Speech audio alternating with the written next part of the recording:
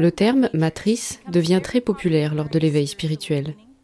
Pourtant, beaucoup d'entre nous ne savent pas exactement ce qu'est une matrice. Aujourd'hui, je vais donc expliquer ce qu'est exactement une matrice, afin que nous puissions lever le mystère qui l'entoure et la comprendre dans une perspective plus large.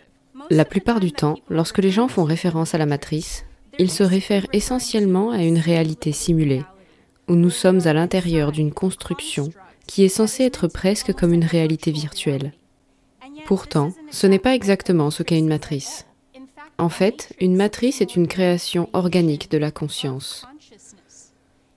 C'est la façon dont la conscience crée une expérience matérielle physique dans laquelle nous projetons ensuite notre conscience. La matrice est donc, à la base, un tissu extracellulaire qui se trouve spécialement à l'intérieur d'un tissu animal ou même si nous pensons au tissu végétal. Il s'agit d'une forme de tissu qui est construit de manière à avoir un revêtement autour de lui, une forme d'utérus, qui est ensuite enfermé et encastré. Et à l'intérieur de cette enveloppe se trouve toute la force vitale qui s'exprime dans ce tissu extracellulaire. Dans ce cas, la matrice est ce dans quoi notre conscience se projette, c'est-à-dire le tissu extracellulaire. Mais dans ce cas, le tissu signifie le tissu de l'espace et du temps. Une matrice est donc une construction de l'espace et du temps. En fait, chaque fois que vous pensez à une dimension qui contient de l'espace et du temps, celle-ci est configurée en matrice. Ainsi, au lieu de considérer la matrice comme un concept effrayant ou une simulation, la façon la plus correcte et la plus objective de voir une matrice est d'y voir une construction de l'espace et du temps. Et ce tissu d'espace et de temps est ce qui forme une matrice. Nous voyons même cette vérité d'une réalité matérielle qui est enfermée dans l'espace et le temps à l'intérieur du nom de la matrice. Parce que l'origine du terme matrice vient de matrix. Et matrix se réfère à la matière. Et matière dérive de mère en latin. C'est pourquoi, lorsque nous parlons de l'école d'où nous venons, nous disons notre alma mater, ce qui signifie l'endroit d'où nous venons. La mère, qui signifie la matière, se traduit donc par la matière, qui est ce que nous sommes. C'est la forme la plus dense de l'esprit. La mère est donc à l'origine de la matière, de la physicalité, et à partir de là, elle forme ce tissu extracellulaire pour créer une matrice. La matrice dans laquelle nous nous trouvons est une projection de la quatrième densité, ou de ce que certains appellent la quatrième dimension. On peut donc considérer la quatrième dimension comme la matrice qui est enfermée et à l'intérieur de laquelle se trouve la construction de la troisième dimension dans laquelle nous nous trouvons. Nous sommes donc à l'intérieur de la quatrième densité ou quatrième dimension. À partir de là, la troisième densité est la réalité physique, l'expérience physique de ce qui se passe dans la quatrième dimension. Si vous voulez en savoir plus sur ce que je veux dire lorsque je parle de la quatrième dimension, vous pouvez regarder ma vidéo intitulée « La quatrième dimension expliquée ». Pour être encore plus précis, une matrice est un hologramme. Qu'est-ce qu'un hologramme ? Un hologramme est une projection de lumière. Un hologramme est constitué d'ondes appelées figures d'interférence. Ces figures d'interférence sont créées à partir de la lumière de la conscience source, qui se divise en deux flux de lumière, puis se croisent sous un angle différent. Un faisceau de lumière représente le temps, et l'autre faisceau de lumière représente l'espace. Mais une meilleure façon de décrire les figures d'interférence est de les comparer à un tissage. Ces ondes de lumière se croisent, et lorsqu'elles le font, elles se mêlent les unes aux autres, créant un filet, et c'est ce filet qui produit le tissu, ou la matrice de l'espace et du temps. Les modèles d'interférence sont des vagues de lumière et la lumière est une vibration. Une matrice est donc le tissage de vibrations qui crée des figures d'interférence. Et ces figures sont la matrice dans laquelle nous grandissons, nous développons et nous faisons évoluer notre âme. La nature fractale de la réalité, telle qu'elle est, s'exprime maintenant par le fait que nous sommes nés à l'intérieur d'une matrice. Et nous sommes dans une matrice. Nous sommes donc dans l'utérus de la 4e densité de l'espace-temps. La seule chose que les gens savent sur la 4e dimension, s'ils en savent quelque chose, c'est qu'elle est exprimée sous la forme d'un hypercube. L'hypercube est la façon géométrique de signifier une matrice.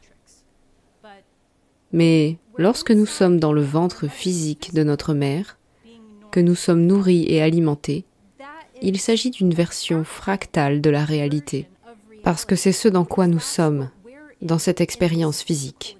Nous sommes à l'intérieur d'un ventre, et c'est au cœur de la signification de la matrice. Une matrice est un tissu extracellulaire qui est connu comme le tissu de l'espace-temps, dans ce cas, parce que nous parlons de la signification ésotérique de ce tissu, et pas seulement de ce qu'il signifie dans la forme la plus élémentaire de la réalité. L'utérus de la 4e dimension est donc ce dans quoi nous avons projeté notre conscience dans une expérience physique, dans un utérus, afin de faire l'expérience de la physicalité, et c'est une matrice. La matrice signifie donc, en fin de compte, si l'on supprime toute la terminologie, même l'étymologie latine, matrice signifie utérus. Donc, en dehors d'une matrice, ce que nous avons vraiment, ce sont les états purs de l'intemporalité et de l'esprit. L'esprit utilise donc une matrice pour créer l'illusion de la séparation et l'illusion du temps chronologique. Car ce n'est qu'à l'intérieur du tissu de l'espace et du temps que nous pouvons réellement faire l'expérience de la physicalité, de la séparation de la conscience, c'est-à-dire de l'ego, et d'une expérience individualisée. Et avec tout cela, il y a l'ordre chronologique du temps. Le tissu de l'espace et du temps est donc créé pour qu'il y ait un début, un milieu et une fin. Parce qu'en dehors de la construction de l'espace et du temps, et donc en dehors de la construction d'une matrice, il n'y a pas de temps.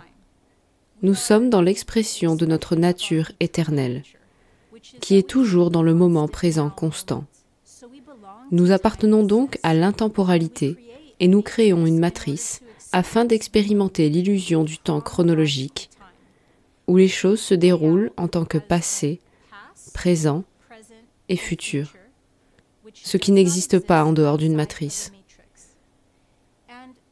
L'une des idées fausses les plus répandues à propos des matrices est qu'elles n'existent qu'à des niveaux très physiques de la réalité, et qu'à travers la réalité physique, nous faisons l'expérience d'une illusion chronologique du temps.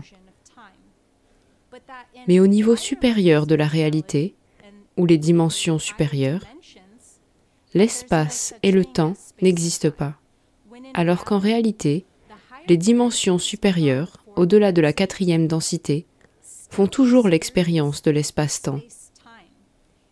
Il est juste si finement réglé qu'il n'est même pas proche de la façon dont nous expérimentons cette densité d'être à l'intérieur d'une matrice et d'être à l'intérieur de l'expression pure de la séparation, et donc de la séparation du temps. Mais les niveaux de dimension plus élevés ont encore une expérience plus fine de l'espace et du temps, jusqu'à ce que vous arriviez aux dimensions les plus élevées, avant la conscience de la source, où il n'y a pas de tissu spatio-temporel. Mais il y a toujours un tissu spatio-temporel à l'intérieur de la 5e dimension et au-delà. C'est juste qu'il est loin de ressembler à notre construction. Pour mieux illustrer ce dont je parle, imaginez une toile d'araignée, des fils qui se rejoignent. il peut y avoir des toiles très lourdes, plus collantes et plus épaisses. Et il peut y avoir des toiles qui commencent à peine, ou qui sont beaucoup moins épaisses et denses. Celles-ci ressembleraient alors à de fines fibres de verre, tandis que d'autres seraient plus établies et donc plus denses. C'est exactement ce à quoi ressemblerait une matrice, si nous parlons de cela d'un point de vue métaphysique, par rapport aux densités. Il peut donc y avoir des matrices plus denses, c'est-à-dire des tissus d'espace et de temps plus denses, et des tissus d'espace et de temps moins denses, qui sont configurés ou tissés de telle sorte que la conscience qui souhaite faire l'expérience de cette dimension n'a pas besoin d'avoir une expérience séparée du soi et de l'illusion du temps chronologique. Tout ceci étant dit, nous ne servons pas le terme « matrice » lorsque nous créons purement une construction synthétique et que nous commençons à identifier la matrice comme étant cette simulation de réalité virtuelle complètement synthétique, car ses racines sont déconnectées de la matrice organique dont est issue la réalité spatio-temporelle. Car la conscience utilise une matrice pour co-créer.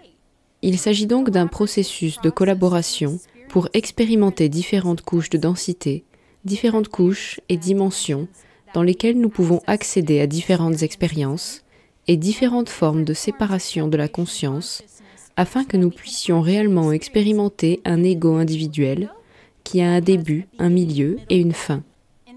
En fait, plus nous commençons à nous entraîner énergétiquement à croire qu'une matrice est une simulation virtuelle, plus nous commençons à nous déconnecter spirituellement de la vérité de l'utérus maternel à travers lequel nous faisons l'expérience de la physicalité. Et en nous coupant de cette vérité supérieure de ce qu'est une matrice, nous commençons à raisonner purement avec son paradigme le plus synthétique et le plus artificiel à travers lequel nous pouvons voir ce concept. Ce qui rend difficile pour nous de passer par le processus d'ascension organique lorsque nous sommes complètement coupés de l'accès à la nature supérieure de la réalité et de l'alignement avec la nature supérieure de la réalité si notre corps, notre esprit et notre complexe spirituel sont orientés et entraînent leur champ énergétique à croire que nous sommes simplement dans une réalité virtuelle simulée. Vous pouvez donc voir que la connaissance supérieure de ce qu'est une matrice, dépend de l'endroit où nous nous alignons énergétiquement. Et l'une des façons dont nous nous alignons énergétiquement peut être très préjudiciable à notre propre évolution spirituelle et à notre ascension. Parce qu'en fin de compte, un autre terme pour la matrice fait également référence à la matrice de l'esprit. Il y a donc une matrice organique physique dans laquelle nous nous trouvons et une autre pour notre esprit. Et l'esprit peut rester coincé dans sa propre matrice mentale, qui se transforme alors en sa propre prison mentale. Ainsi, lorsque notre complexe corps mental-esprit n'est pas connecté à la véritable signification de bon nombre de ces termes très populaires lors d'un éveil spirituel, nous commençons accidentellement, énergétiquement, à entraîner notre énergie dans leur expression négative, ou dans leur paradigme préjudiciable, et dans la forme de ces termes. Et lorsque nous faisons cela, nous renforçons encore plus ce qu'ils signifient à l'intérieur de notre matrice mentale. Tout comme nous avons une réalité physique, le mental est un aspect supérieur de la création, ce qui signifie que l'esprit crée. Nous le savons en tant que première loi hermétique de cet univers, qui est l'univers est mental. Ainsi, étant donné que nous vivons une expérience fractale, il est logique que si nous sommes dans une matrice, un utérus, notre mental est également dans une matrice. Et donc la matrice mentale est très puissante.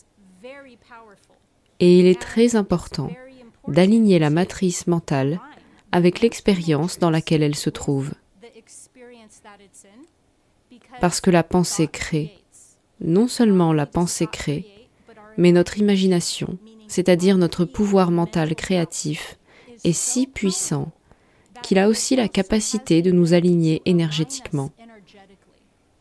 C'est pourquoi il est important pour nous de ne pas nous déconnecter de la vérité supérieure de ce que signifie une matrice, qui est une expression organique de la conscience. La conscience émanant de la matrice mentale et aussi dans une réalité physique à partir de l'esprit. Ainsi, plus on commence à s'éveiller de la matrice mentale, qui agit comme une prison mentale d'amnésie spirituelle, et plus nous commençons à nous aligner avec notre aspect, le moi supérieur, qui est en dehors de la construction de l'espace et du temps, plus nous commençons à nous souvenir de nos véritables origines en tant que puissants créateurs mentaux. Et ce que nous finissons par faire, c'est transformer notre matrice mentale en une expression organique de la conscience, qui se projette dans l'espace-temps, afin de faire l'expérience d'une réalité séparée et matérielle. Si vous souhaitez soutenir mon travail pour me permettre de le poursuivre, n'hésitez pas à vous abonner, partager, rediffuser cette vidéo et à faire un don sur Tipeee ou Liberapay, car l'intégralité de mes contenus est et restera gratuit. Je ne peux donc pas continuer sans votre soutien. Merci à tous et à très bientôt.